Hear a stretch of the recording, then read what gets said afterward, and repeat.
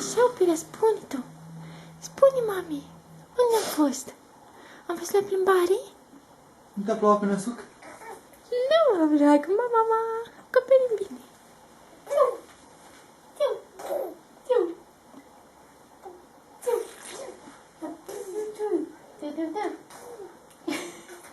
Așa, mămică, spune, iubirea.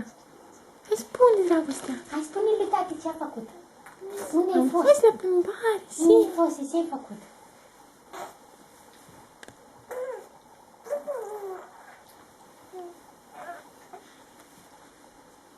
Uite, mică, spune. Așa, drăguțule, așa.